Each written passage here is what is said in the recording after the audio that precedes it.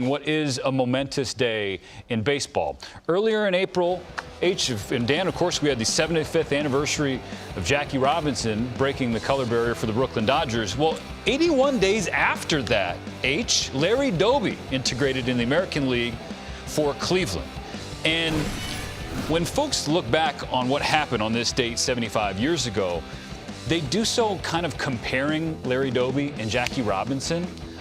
I wish there was less of that and more just appreciation for what Larry Doby did himself. Well, you can make a baseball comparison that Doby's numbers are better than Jackie's. Just as a ball player, you can look at that and see that. But, you know, the challenge here for Larry Doby was he came straight from the Negro Leagues. Correct. You know, Jackie had a chance to go to Montreal, get to know some of the Dodger teammates that eventually would be his teammates.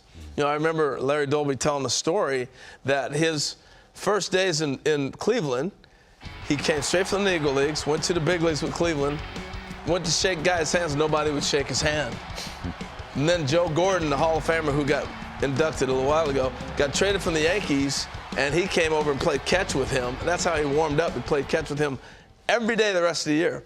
So Larry Doby had it very difficult as well. Yeah. We just don't hear about it. It's not documented as much, but special. I can't imagine what that must have been like. You know, to be a player, you come on a team, and you're not really welcomed by the team. You're not really welcomed by the fan base, and you're a complete outsider. And it would be near impossible not to lash back, right?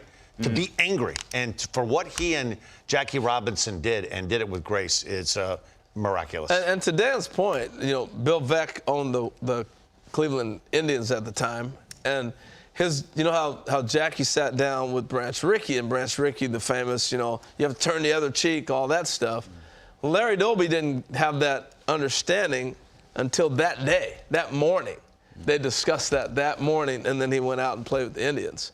So Jackie had a little build-up time, and even a year before he signed, that was kind of, he knew that agreement was coming, that he had a chance to kind of mentally prepare himself, like, I'm not going to be able to say anything or fight back. Right. Larry Doby was like, all right, here it is. You can't say anything. You're going to do this way. That's the way it is.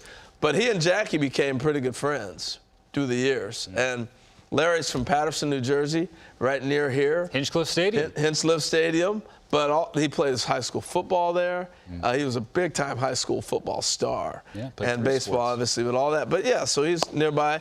And actually, his daughter is one of the administrators at my kids' grade school when they went through there. So got to know a lot about the Doby family a little bit. And they're renovating Hinchcliffe Stadium, bringing it back to life. Yeah, it's been a year renovation, $75 million renovation, and it should be ready in another year. That's wonderful. And again, 75 years ago today, Larry Doby, again, historic feat, and the things that he had to endure, black ball players in general have had to endure throughout the country's history. Dan, you said we can't even imagine.